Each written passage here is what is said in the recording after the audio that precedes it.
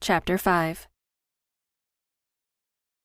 The night was winding down, and the band had turned to more relaxing music. The crowd had dwindled, and Imogen, Harper, and Bailey were drinking water and talking about what they looked for in their ideal man. "I still don't think there is a perfect person," Bailey insisted. She steadfastly refused to think there was anything like a soulmate in the world. That was so limiting. She didn't need perfect. For her, that would be impossible. Harper disagreed. "I don't think that's true. I can picture him now. Tall, blonde like me, so our babies would look like miniature versions of us." Imogen wanted to laugh. When she'd first met Harper, her hair had been brunette. She'd added blonde highlights in the fall, but tended to play with hair color like it was an accessory. Today, it had feathers and a burst of blues and oranges. Harper continued speaking, unaware of her friend's observation. "He is patient and kind and loves to cook, just like me, so we can spend hours together doing what we love." Imogen nodded thoughtfully.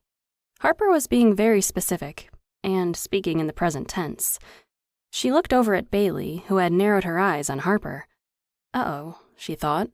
There was something she didn't know. "What am I missing?" Imogen looked between the two.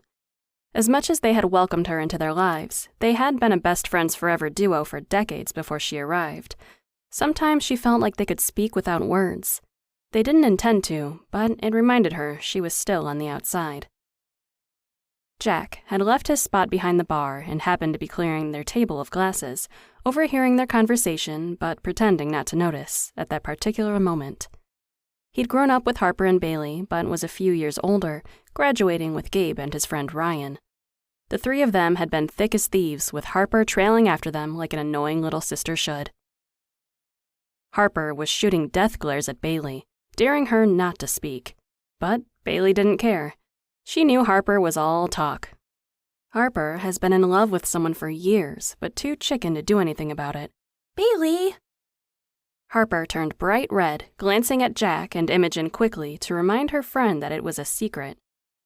Bailey smirked, but quieted. Jack just shook his head, a devilish grin on his rugged face. He said, "It's the worst-kept secret in the world, Harper. Everyone already knows." With that bomb dropped, he walked away to finish cleaning up. Imogen certainly didn't, but Harper looked like she was going to cry. How had this not come up before? This was kind of a big deal. She broke the death stare that Harper and Bailey seemed to be exchanging. "Harper, you never told me. Who is it? Do I know him?"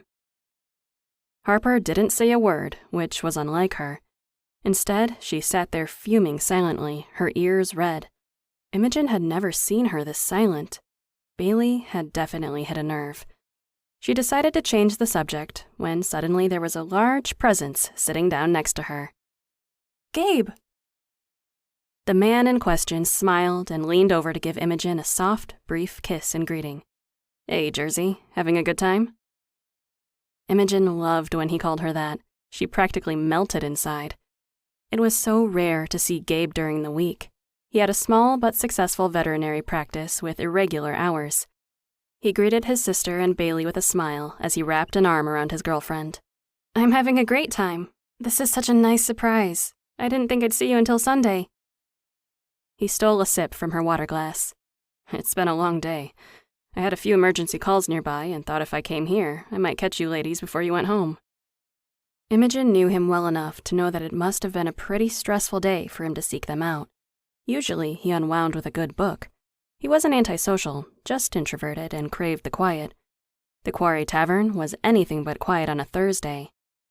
Gabe was still a little chilled from being outside, but she leaned into him, offering her warmth.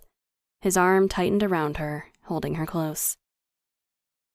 "I'm glad you're here.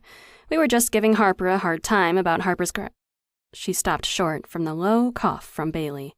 Okay, time to invoke the verbal filter. She didn't do it often, but she was learning. "About what?" Gabe looked at his sister curiously. Bailey smoothly covered for Imogen's faux pas. "We were giving Harper a hard time about her weird infatuation with those sappy romance movies she watches all the time. She's such a dork." "I think it's sweet," said Imogen. "Those movies are probably more realistic than the blockbusters out there. No one falls in love overnight in the middle of some international spy mission. Those Hallmark and Lifetime movies may be schmaltzy, but they are more like real life. Bailey snorted. More realistic, maybe, but people don't fall in love that easily. There's always a formula, and every single one is a happy ending. Harper sighed. I love happy endings. Life can be so sad, so why not watch something that makes me happy? Her friends couldn't fault that logic, but they rolled their eyes anyway. Gabe's eyes brightened a little as he looked down at his redhead, tucked into his shoulder. Well, I can't speak for the movies I haven't seen, but I, for one, believe in happy endings. Now it was Gabe's turn to roll his eyes at the awe that all three women invoked. Could you two be any cuter? Harper asked, placing her chin in her hands and gazing at them adoringly. She'd never seen her brother be so affectionate, not with anyone, even her. He was over the moon for Imogen. Maybe they'd get married, and she'd finally have a sister. Stop that, Gabe admonished, knowing exactly how Harper's mind worked. He could practically see the wheels turning in her cute little head. Slow your roll. He was saved from her response by the arrival of his friend, Jack, who returned to wipe down the table. Are you kicking us out, man? Gabe asked good-naturedly. Jack smirked, throwing the towel over his shoulder. Like you'd leave if I tried. We'll be heading out in a minute and get out of your way. I just came to say hi to my girl and see if she wanted to come back to mine with me. He looked from his friend down to Imogen as he spoke. When she tipped her head up, he kissed her nose. She grinned up at him. Sounds like a great way to end the night. Hanging with my girls, then curling up with my favorite guy. Bailey, Jack, and Harper looked at each other and rolled their eyes. If they weren't so happy for the couple, they'd be completely disgusted. They all stood together and began wordlessly to help Jack clean up the remaining tables.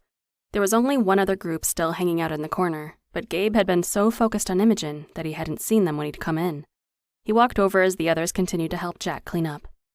Hi, Bianca. Kelly. He nodded in greeting to his ex-girlfriend and her friend. They'd been drinking wine and trying not to look in his direction, but he felt awkward not saying something. He and Bianca had dated casually on and off, but when Imogen arrived, there was no one else for him. He and Bianca hadn't been seeing each other at the time, or for several months prior, but he knew that she felt more for him than he did for her. He didn't want to rub his relationship in her face. Apparently, he was unsuccessful since he'd just been callously showing PDA right in front of her. Whoops. He usually paid more attention to his surroundings. Gabe rubbed a hand over his tired face, the stubble itchy. His nightmares had persisted. Most nights, he woke up thrashing and yelling, but nothing he tried seemed to help. The ghosts of his past refused to leave him in peace. Bianca wiped her mouth delicately, then placed her napkin back in her lap. Hello, Gabe. How are you? She was always so formal when she felt uncomfortable. He knew it was a shield and let her keep it. I'm well, he lied. I heard you were away for the holidays. Did you enjoy your travels? The polished blonde quirked an eyebrow at his attempt at small talk. They'd been friends, sometimes with benefits, for years. He wasn't sure how to behave with her now, especially with his new girlfriend standing only a few feet away. This was a first for him. The whole situation was awkward. I did enjoy my vacation very much, thank you. And you? I hear you've been busy. He nodded.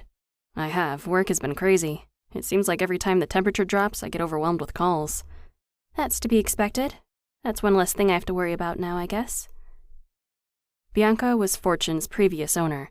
After he began escaping and finally sent her to the hospital with a concussion, broken nose, and broken ribs, she had decided to give him up. From her comment, he supposed she hadn't purchased another horse as yet. He felt a slight breeze and smelled cinnamon. Then the awkward silence was interrupted by his Tasmanian devil. Hey, Bianca! Imogen went straight over to her and gave her a kiss on the cheek, which was warmly returned.